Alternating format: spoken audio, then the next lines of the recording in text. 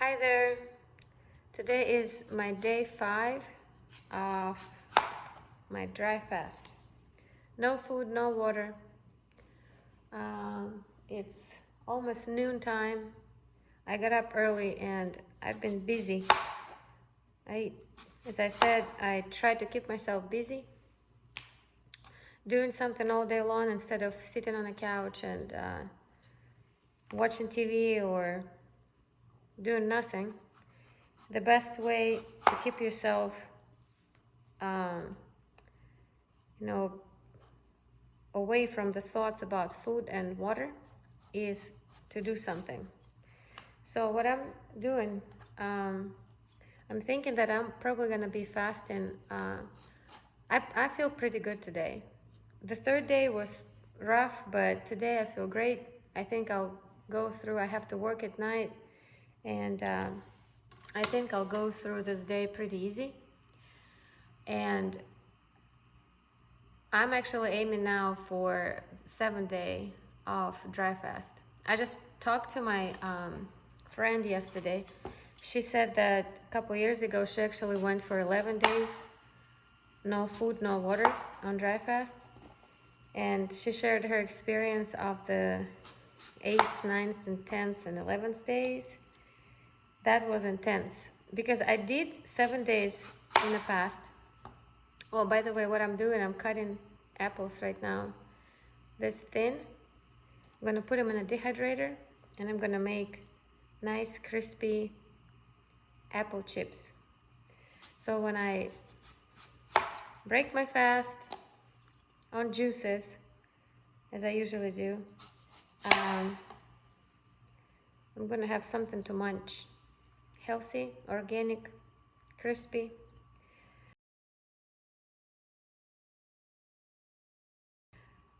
So anyway, she experienced that she slept probably, she said maybe 2 hours at night.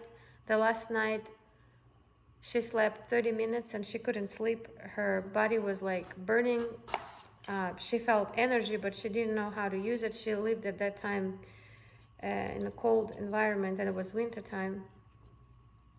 She said she actually went to sauna, or like Russian banya, sweat a lot, and then poured some cold water on herself. And she said that was the best feeling. It kind of helped her to go through that day. And she said that she was ready to drink from a pile of water on the ground anywhere. Like she was really, sounds like it was very stressful to her brain, the experience. She said not as much for her body, but mentally, it's harder rather than for your body. If you get yourself ready for water fast or dry fast, meaning like if you, for example, go for a couple of weeks on a raw diet, eat fruits and vegetables, juice, that way you're gonna have less toxins and you're not gonna have like these bad experiences, headaches and stuff like that. I know that my first time when I went for 3 days of fasting, I was like 20 years old, some like 18 or 20, I don't remember this time. So I remember how the first morning I woke up with this huge headache, and all I could do, I laid down for 3 days, just waiting for those days to be over, because I couldn't even move my head. That's how bad it was. So I realized that I had so many toxins. So I, slowly kind of tried to break my bad habits and foods and stuff, eating more vegetables and fruits and cutting on animal products. And finally, after probably a year of short, probably 3-5 days of water fasting, I did 7 days. That was the longest, probably within the first year of my, when I was learning how to do, how to fast, and it was my first experience. after a year, all those headaches were gone. I was fine.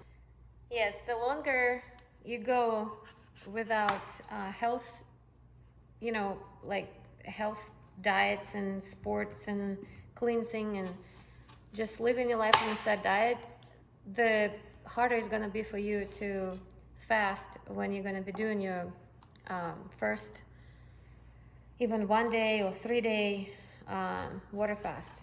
It's gonna be hard, but you have just to get rid of all the junks probably for a couple weeks and try to do juicing and raw foods and exercise, because when we sweat and exercise, we do get rid of toxins as well.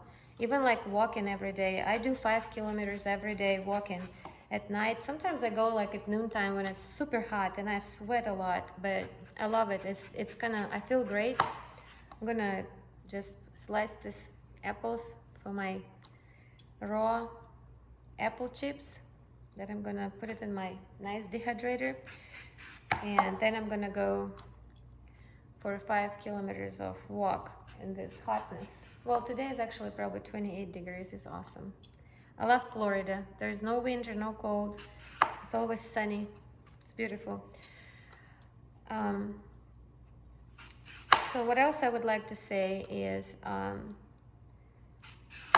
when you start fasting, the more fight is going to be with your brain, not with your body. Because when your body gets used to, like, it's going to be pretty clean and it's going to be easy actually just to go through the day, because hunger does go away probably after 2 or 3 days. You're not going to feel any hunger. It's not going to bother you. First day you will feel, especially if you get used to eat 3 meals a day and you always munching on something, it's going to be hard to break it. But the hardest part is that our brain in this stressful kind of situation is start telling you, oh, don't fast today, you can fast tomorrow or in 2 days or next Monday or first of next month or after New Year. Like, it's gonna tell you all these little tricks, and the more you're gonna give up, the stronger this thought's gonna be. And every time when you're gonna be starting your fast in the future, you're gonna have stronger thoughts like this. Oh, sorry, waving with my knife. It's a nice knife to cut apples. You're gonna slice them nicely and thin. So I remember from my experience that although those thoughts were overwhelming me, like, give up. I broke fast so many times, and I woke up so disappointed next day, and I would go and try, start it again. I would do enema or take laxative again, cleanse my intestine, and would start again and again and again until I would hit that, I would win this powerful thoughts that in my head, that part of the brain that is really powerful, is gonna tell you, you gotta do whatever you need to do, just eat and drink. It's in a survival kind of mode, and so you gotta kind of be smarter and use another part of your brain that is reasonable, which one should have a lot of information. Before you start fasting, you have to read. There's so many literature right now. I started with this Paul Bragg and a couple other authors who wrote books about fasting on water. It was very limited, so I had only one book to read, and that was enough for me to and I keep reading over and over again. Just, it helps to motivate you. So find experience of other people, YouTube or online, read some stories and read helpful information about the process of fasting, because a lot of things can scare you. Like, you feel something like, oh, what's happening with me, You just have to get prepared for it. Of course, you have to listen to your body. If you feel that you can't handle it and it's like really some pain or whatever, you can't tolerate it, probably the best is just stop the fast. Next time, get yourself ready a little bit better, and start again. Just never give up. So this is my fast number 3, probably. Number 3 this year. No, I did one in January, May, July. Number 4. So usually I do 4, sometimes 3 fasts a year, and I don't do less than 7 days. It's either 7 days, 10 days, 14 days, 16 days. Well, I did 21 once. It was amazing. And it was so easy. See, I think a lot of factors around us influence you. Especially you gotta find the time when you wanna fast is when you don't have any events planned, because you don't want to be around people when you're fasting. They're gonna ask you questions and why you fasting. They're gonna tell you you're gonna die and it's unhealthy and all this negative emotions. They're not gonna help you to keep your fast positive and pleasant. So I try to plan around the time when I don't have to go for any parties or birthdays or events. I don't invite people to my house. I try to kind of be isolated. My family already, my husband and my kids, they know that I do it, and they know it's not scary, and they all support me. Well, still I cook for them, and sometimes if I feel a little bit weak, I tell them, I feel a little bit weak, and they kind of don't bother me. They cook for themselves.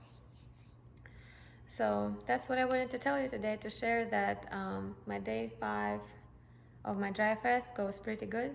I actually do feel still like I'm not that dry in my mouth.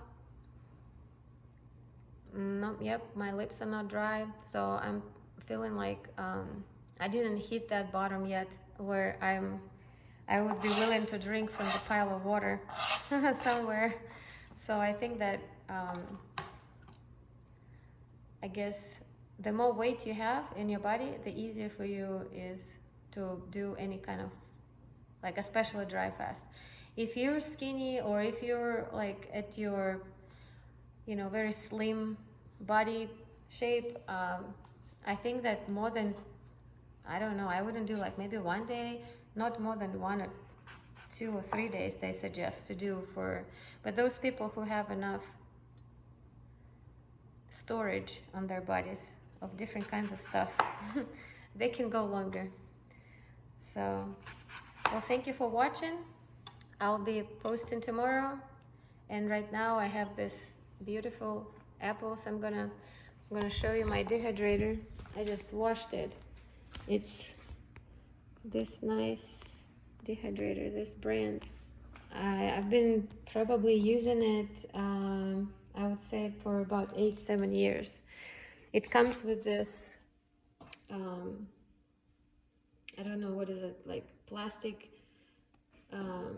net thing. So if you do some crackers that are kind of runny, you can place them on this and it dries. I do crackers, I make them out of different kinds of vegetables.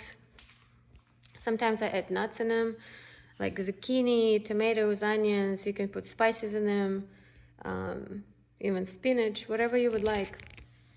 And those crackers are really good, like if you eat a salad, or if you want to dip in something, you can make like dip out of almond or cashew nuts with some lemon juice and salt and pepper.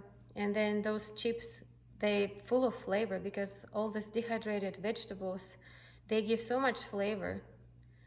It just bursts into your mouth. So usually when I'm on my fast, I do, like, because you don't have anything to do and it's boring, and so I do paint, I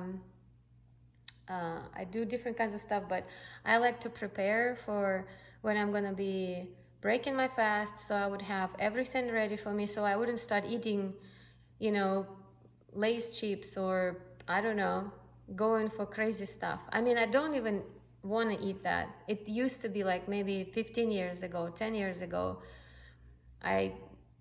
I would just go like healthy week, and then I would just try some junk, and then you off your wagon and they eating junk, and then you fast, and then it's up and down. But right now I'm feeling so stable in my choices of food. I think that fasting for a long period of time, your brain kind of cleans from all these ideas of like thoughts and habits. I guess from habits, it cleans deeply, but it takes years, so you wouldn't crave junk at all. I don't even buy it, I don't eat it. All the sugars are my fruits, raisins, dates, honey, raw honey. That's all. If I want some sweet, I go for a date or like grab some raisins. Watermelon, I can eat entire watermelon, and just fruits make me happy because they're tasty and they're healthy, and it takes a long time to get rid of all those habits and thoughts and cravings, and you just have to not don't give up and keep working on it. So what I want to say that before, like pretty much every fast, I'm trying to get stuff ready. I dehydrate stuff, I put it in bags in the refrigerator, and then when I break my fast and I start juicing, and I always have something to munch. You know, you can make even this chocolate candies out of nuts. You just take like a cup of any nuts you like walnuts, pecans, cashew, and I don't know, almonds. Add a little bit of water, blend it really good in a blender. Food processor, probably not blender. Food processor works really good. Well, it becomes like one bowl. So I add a little bit honey in it, or you can do maple syrup, like this raw maple syrup, and you can add like 6 probably dates, and it becomes like this one, pretty much like a peanut butter, but it's not. You could put some cocoa powder in it, make them like chocolate flavor or vanilla.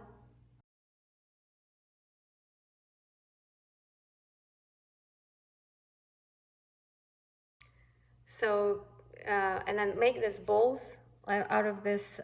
It's kind of like it's pretty firm, so it's not a runny. Not You don't want to make it runny, and you just make bowls and put them in the freezer. They're delicious. So if you're craving chocolate, grab one, grab two, grab three, because it's just nuts and honey and dates. Nothing is wrong with it, and you can eat. They're delicious. So anyway, thank you for watching.